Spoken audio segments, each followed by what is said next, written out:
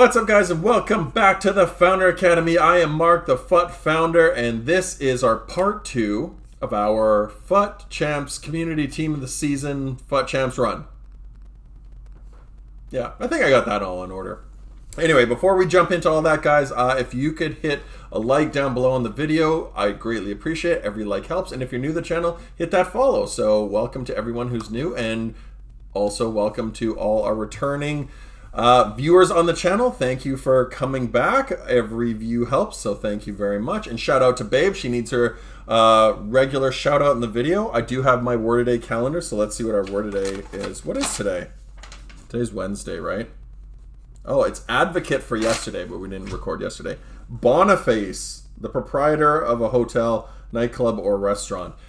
I don't know how I'm going to be able to fit that in the video, so let's just not include that one. Okay, babe? So, well, next time we'll include one. Okay, so let's jump into all the FUT Champ stuff. So there's a lot going on. Blues are out. Blues are getting packed everywhere. Everyone loves blues. But here I am playing FUT Champs this past weekend, and I'm going 0-3. Right, which is the worst start I ever had. We brought it back a little bit after we took our team offline. That was purely due to morale. Anybody that wants to deny it can deny it. But look, it's in there. It's as clear as day. It's not just because I lost. The team played garbage, and they got worse and worse and worse. I've experimented with this 1,000 times. I've tried it with other people. It's in there. It's a fact. And it cost us because of my own mistake by not taking my team offline first. And we went 0-3 and screwed up my chances at 20-0. I was going to go 20-0. I was going to finish with the greatest. I was going to be top. I was going to be #1 in the world, but it's okay. 0-3 start, no big deal. We did bring it back to 2-4, I guess, which is not that impressive. But this is going to be the video where we just bring it back. We're going to come up against some lower rated guys. We're going to destroy them. And we're going to go, what, 16-4? No, we won't go 16-4. I really just stop at 11. So really, I just need to go 9-0, I guess. 9 and... What would I have to do? 9-5 in order to finish at 11-9. That's assuming that I have to use every single game. But we don't even need that many games, guys. We're just going to roll through it. And I promised you in the last episode we were going to bring it back, right? So I think, is this the second game? I might have been jibber-jabbering so much I just skipped the entire first game. But this game, we are up against a decent little opponent, right? So, like, my whole experience with FUT Champs has been really simple. First 4 or 5 games, usually with the exception of this weekend, has been the first 4 or 5 games that doesn't know where to rate you or just kind of throws you up against random people. For the most part, you're probably going to crush most of them unless you come up against some god tier player. You'll crush most of them, go about 4 or 5-0, and next thing you know, you'll come up against a god tier player. He'll crush you, and then you'll go down, you'll play somebody else, you'll win, and then you'll kind of yo-yo for the next couple games, and then you'll start to go about 2-1, and you'll finish at like 11-6 or 11-7 or something. That's been my experience pretty much the entire year of FUT Champs. You'll come up against some good players, and then by the end of it, the last 4 or 5 games, you're essentially playing yourself, and it's so sweaty that you just want to end it. So you get to your whatever rank you need to, and you just go, get me off of this game mode because I don't want to play it anymore because I'm just playing myself, and I hate playing myself because I'm so damn good. That's your experience, right? That's everybody's experience. So you don't want to do that every weekend. So FUT Champs is a really strange one. This is a conversation that I was having with my friend Nima the other day, which is, what is the point of FIFA now? Like, what's the point of Ultimate Team? And what I mean by that, which is probably why you're watching this video, because you're like, what's the point of Ultimate Team? That's in the title, right? It's like right down there. So what the point of Ultimate Team is what? To build a better team? So what got me thinking about this was we were watching Champions League, and it's just like, okay, so at the start of a year, a team buys players because it wants to have the best results possible so it can get to Europe and then try to get into the Champions League and then try to win the Champions League. So you're buying players to win a trophy. There is no trophy in FIFA. Now, when Ultimate Team first was created back in the day for us, like, literally the whole point of it was just to create something to allow people to collect cards because we needed a game mode. So you had the launch of the game in September, you had Black Friday in November, and then you had Christmas in December, and then after that the sales just dropped off. So EA tasked us with come up with a game mode that would essentially spark sales come, I think we released it in like February or March or something of 09. So it was just create another game mode. So we took the game mode essentially from Champions League, which was so successful, but the game, like the game itself, Champions League, people didn't really need it, but it was just that's a whole other video that we'll create another day. But we essentially took the card collecting mode. It was so popular, people loved it, including myself, that we became obsessed with it. Next thing you know, Ultimate Team. So Ultimate Team was really just play now, or single online match, single offline match, and then it was, I think it had a tournament mode, which was just like about 8 teams, and then it would go down to about 2. So there's really only 2 options to play, but it was enough to keep you engaged. People were getting bored with it really quickly. More people were coming and playing, but like just playing single games wasn't enough. So people were getting frustrated and they wanted more into the game. So they created eventually whatever now is Division Rivals. I can't remember what it was called, Seasons or something like that. Started off with 5 leagues and then it went to 10 leagues or 10 divisions. And now it's Division Rivals. The problem with Division Rivals now is you're not really going up and down that much. You're really just going up. And once you get up to Elite, you're just kind of stuck there. You don't really yo-yo up and down anymore. You don't really get a whole bunch of coins. Now the big mode is this, FUT Champs. And FUT Champs has changed from 40 games to 30 games to 20 games. And really it's just super spammy. And with Ultimate Team being so broken now from as an actual game mode, like it's not very fun to play because with custom tactics, with people essentially mirroring each other's teams with content creators and Reddit and Twitter and everything like that, everyone's essentially playing the same players, the same formations, the same tactics, and now everyone knows how to abuse tactics.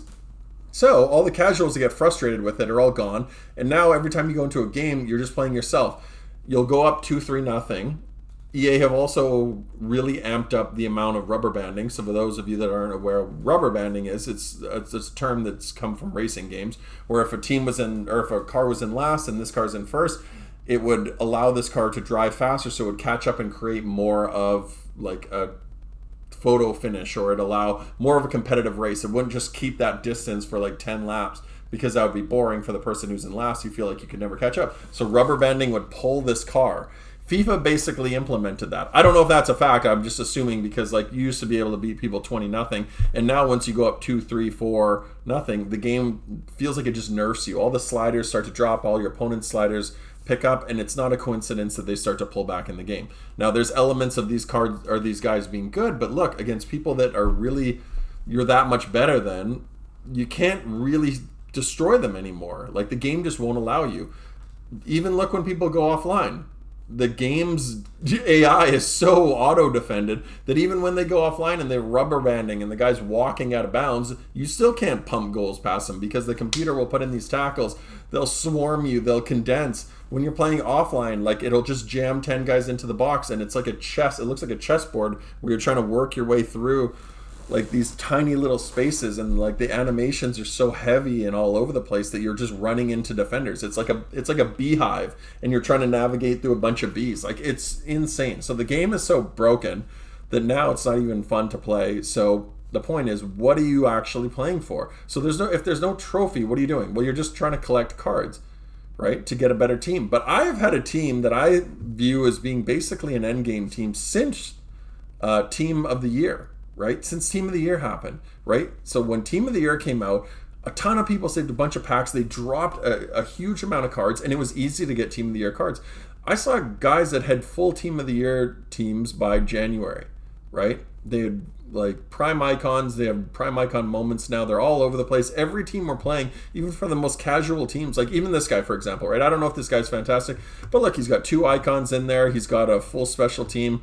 His team is very, very usable, very decent, right? And this team's not even considered a super meta team in FIFA. This is a good team. It's not a great team, but like, look at it. Like, that's a team that you can take in a FUT Champs. And I don't know how much time, how much effort this guy's put in, but he doesn't have any prime icons, but his team is still very usable. Still very good. So if every single person has a great team, what are you playing for now? Right? Because you don't really need to improve your team that much if you've got prime icon moments and Team of the Year cards. And now Team of the Season, all these cards are coming out, and they're not even worth a whole lot.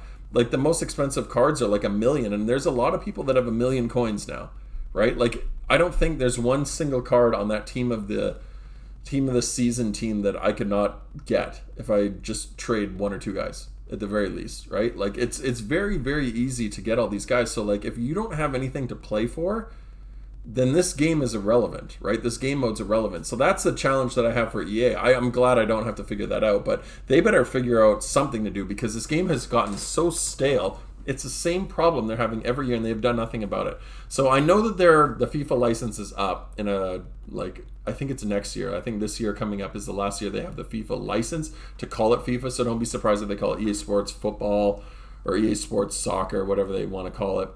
Or EA Sports. I'm guessing it would be something like EA Sports FC, whatever, Football Club or something like that. Like Football Club 24 or whatever they want to call it. But I don't know what they're actually going to do with the game itself. I'm praying that eFootball gives them, like Konami figure it out. I'm going to give them a pass this year because the game is so poor, but it's really the first year, even though they've been making PES for years and years, they recreated this eFootball. I'm hoping that this is the first year of many and that just continues to get better because the game right now doesn't look very fun at all. It doesn't look very playable, but I like the concept of their Ultimate Team or whatever they want to call it, their My Club or whatever it's called, because Ultimate Team needs some competition. This is just such a disgrace of a game. I don't even know what to say. There's so much garbage in it with like the fact that morale is in this game after being removed 8 years ago shows you how lazy it is. And normally I wouldn't want to jump on a company for being that incompetent, but the fact that they make billions with billions of dollars every year off of this game, it's inexcusable that laziness of coding exists in this game. It's insane. And that they haven't changed the actual game engine in almost 10 years? Whatever it is, like they're still using the Frostbite engine. Like it's a disgrace. Like come on, figure it out, guys. Anyway, so that was kind of my take on it. I'm interested to know what you guys think about this. Like, what do you guys think of the current state of FIFA? I know a lot of people are just going to say, oh, it's broken, I don't like it. But, like, really, what are your thoughts on it? Like, I really want to know what people think. Like, you're obviously playing it. You're still watching it. So you have interest. But, like, what do you want to see changed? What do you want to see different in this game? Like, what is your take on where we're at? Don't just tell me something that I can read on Twitter or take some narrative off of Reddit. Give me your opinion on this. I'm really interested to know what people think. So anyway, I don't know what our record is right now just because I've kind of been jibber-jabbering through all of this, but we have been through a bunch of wins here. This guy we come up against, Opara the GOAT. That's fantastic. I don't know if Opara is even in the game anymore. He was a great card. This guy's obviously just giving away his last couple wins. So with most of these, I think this is the most giveaways we've had. We had two guys that quit after going up 3 or 4-0 that just kind of stuck around for the game to let me pump in a bunch of goals. It's funny because when those guys give away the game, they give away the game. But when guys are in the game and they get scored on 2 or 3 times and they just stand there or they just rubber band, I just pump in a bunch of goals. And I know people have asked me this before. They just go, why do you keep pumping? Why don't you just stand there? You're just wasting your time and effort. The reason I do that is I want to get the guy mad enough that he quits. And it happens sometimes because if I just stand there, I'm just literally sitting there doing skill moves in space, doing nothing, like moving around in a circle. Like I still have to do stuff. But when I pump in goals, guys get frustrated and then they start trying to message me, but I turn my messages off because there's nothing good that can come from messages. I don't need anything to know anything in your messages. I don't ever message anybody because I don't really need to message anybody, but I don't want to receive messages because it's just toxicity. It's people that will just hate on you because your team's better than theirs, or they'll get mad because you beat them, or they'll just send racist garbage. It's just nonsense. So I turn off my messages. So guys get mad that you start pumping in goals, and then they pause it and they try to message you, and they get more frustrated they can't message you that they just quit. So it actually causes more rage quits than anything. So I recommend doing that. If they're going to be a jerk and they're just going to sit there, just pump in a bunch of goals. If you think that if you're going to score and they're going to get mad and come back and beat you, don't score a goal. But if they're just literally rubber banding, I just go off and pump in like 15, 16 goals. I just go, I don't care, man. Like, you want to do this? I'm going to keep scoring until you get frustrated, because they will. First of all, it's going to prolong it, because if you just sit there doing skill moves, it's going to wear the clock down. But every time you score, it slows the clock down, right? It actually slows it down because it goes into those second by second until it can actually get the gameplay going, and then the clock speeds up again. So they get frustrated because they think it's taking longer, and they actually end up quitting. So that's my little psychological tidbit for you guys. If you're ever coming up against some jerk who's just wasting your time, which I don't understand why somebody would do that in FUT Champs, because time is money, and like, look, if you're going to lose, you're going to lose. If you're going to quit, you're going to quit. If you're going to get pumped, you're going to get pumped. So you're still going to take the loss. You might as well just quit out and take the loss and save your own time. You're still losing, right? You can't quit out and get a win or get a draw or prevent me from winning, so you might as well just quit. I don't understand why someone would do that. Because of what? The 500 coins? Like, dude, you can go discard one player and get that. Like, it's, I don't understand it. It's really bizarre to me. I never quit out really unless I'm really frustrated, and the only times that I would ever do that would be like if I'm really playing against some jerk or the game's just totally like enraged me to the point. I've had to do it maybe once or twice during this, which you guys have probably even seen on this channel.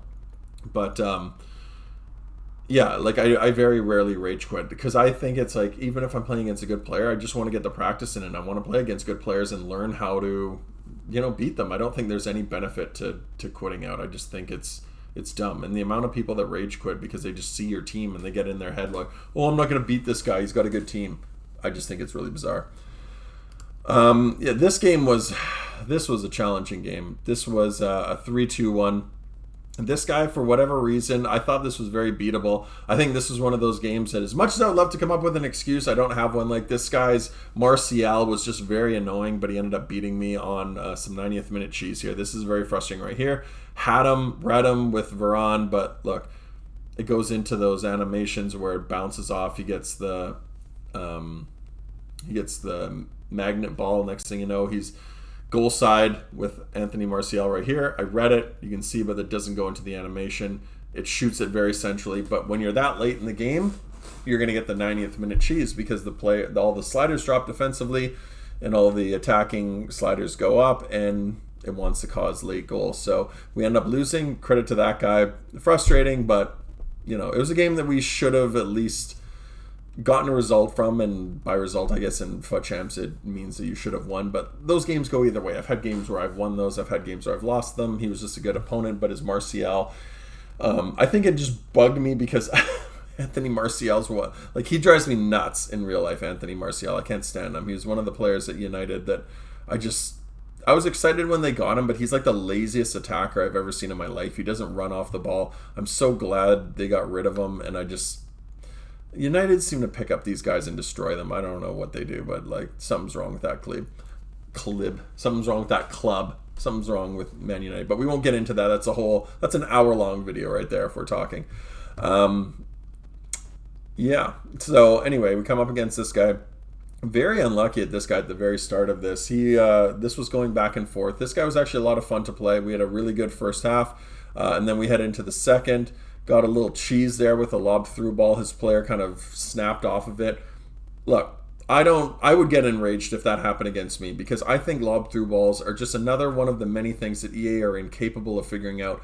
And I get furious with them, because this is something that has been in the game for years. Like, figure out, I don't know why, but when the ball goes into the air, they have not figured out a way for the AI to identify properly air balls. When the ball goes in the air, it's like they're tracking it when it's on the ground. As soon as the guy lobs it, they go, oh, where is it? I don't know where it is. And then just kind of bounces down. Or they track it and they collect it, and the attacker just runs right through and takes it from you. It's so mind-numbing that it's absolutely enraging. I don't understand why defenders can't handle them. But look, I abused it there. I'm not proud of it, but look, you got to do what you got to do. I would have been mad too if I was that guy, but it ended up getting the goal, and then we ended up getting a second one. And for whatever reason, I guess the guy was just deflated after that second goal, and I don't want to say he quit, but he just kind of gave up here. The keeper, I actually thought was one of my own players. I thought I shot that against the back of my own player there. So we ended up going up, 3-4-0 or something after that one. He was just kind of screwing around, and then he ended up giving himself 3 goals. I don't know if he knew that causes the game to quit. He could have just quit out, but for whatever reason, he decided to give himself 3 own goals, and then we get the win. So what do we need now? 2 more wins, and then we can give away the rest, and then we come up against this guy. This game is going to be the one game. I know you guys are probably going to think I'm making up excuses here. Every game that I felt my team get really badly handicapped, it's usually because of morale. Almost 100% of the time. It's a loss, and then they play like crap. Every once in a while, there's a game that I can't explain, and this is just one of them. The connection felt fine.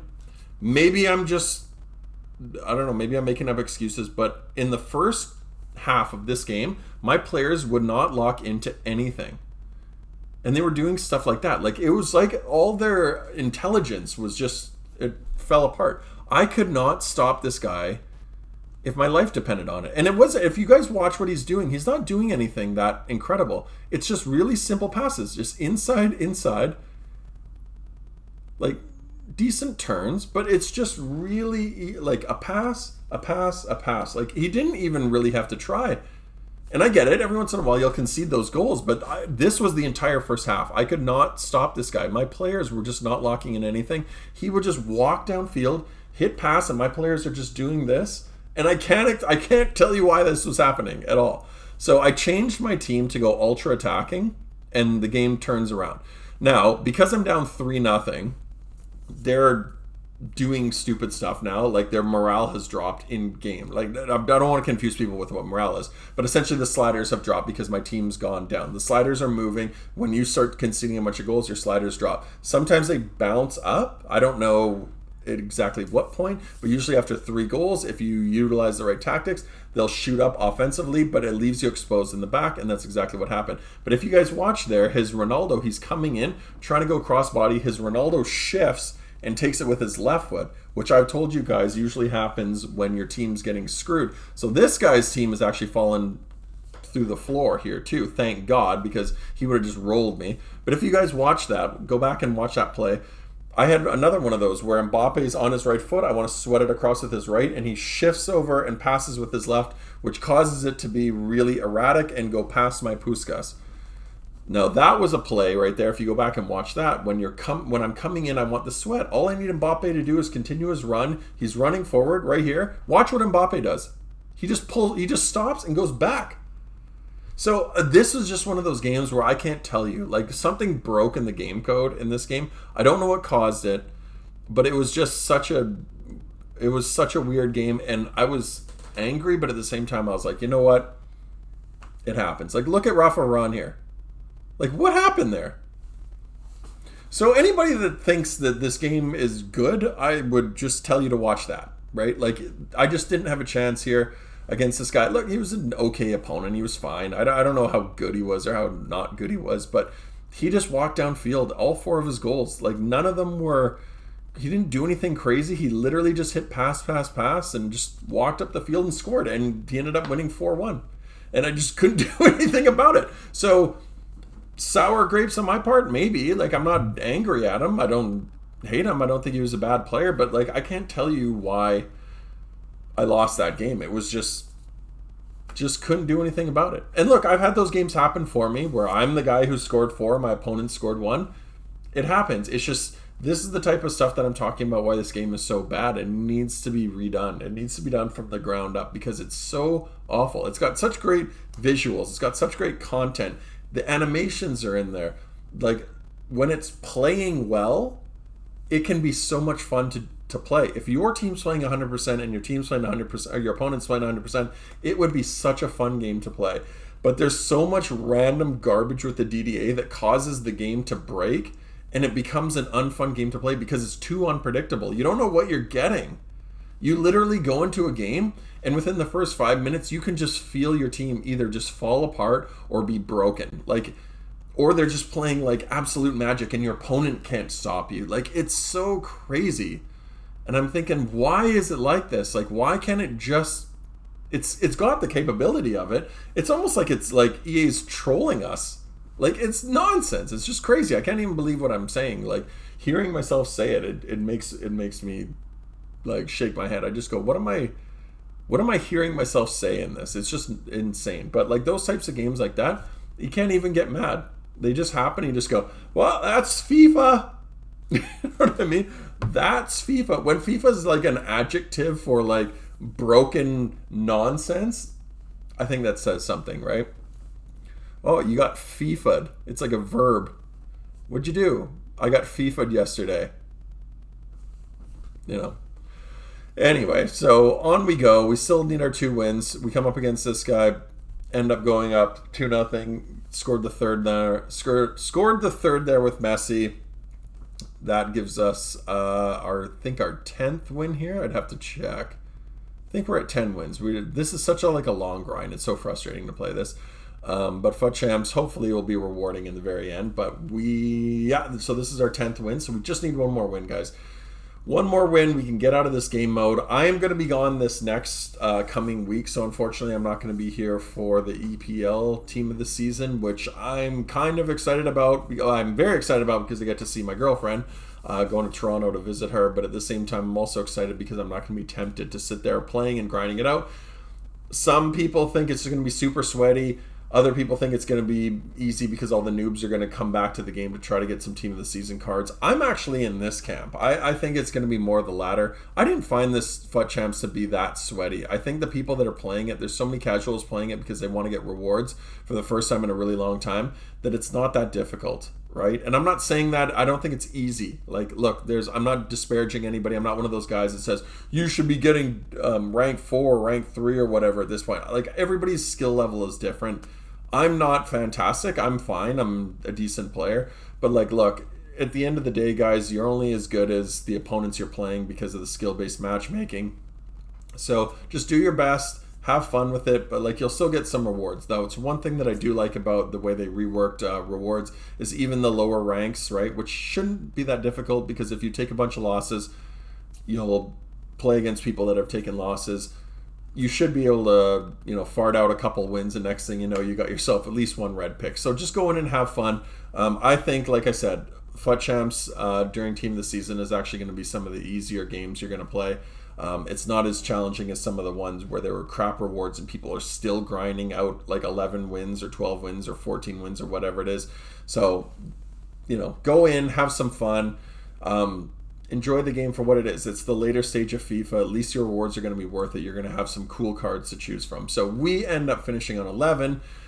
We finish at 11-6. So we go from 2-4 to bring it back to 11-6. I think we went 9-2 after we got their morale back up. So that was nice. And we end up getting this guy, Kakare. So as you guys saw earlier in the video, we did pick up Kakare, who was actually a fantastic card. I do really like him. I used his Future Stars card, but this version is insane. So I'm assuming that there's probably going to be some better cards that come out during the course of Team of the Season and even into Fuddies, but for now he's going to be great, and I'm really happy because it's the first time we've ever gotten a red that I can use.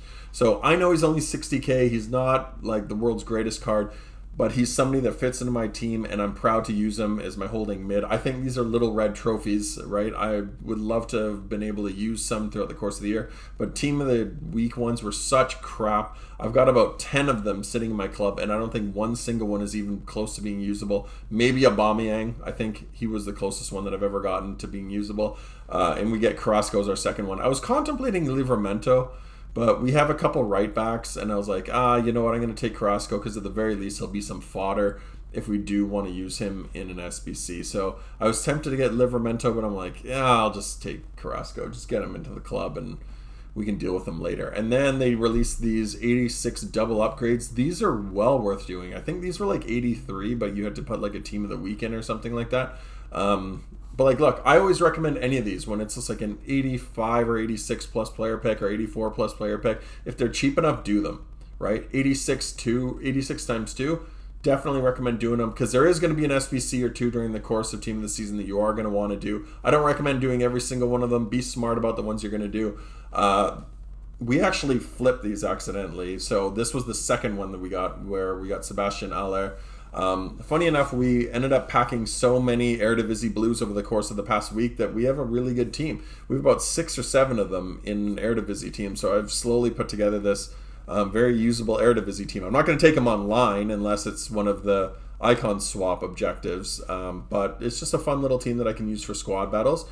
And then in the other 86 by 2 that we opened, which I think this, again, was the first one, we ended up getting this guy, Wilfried Zaha.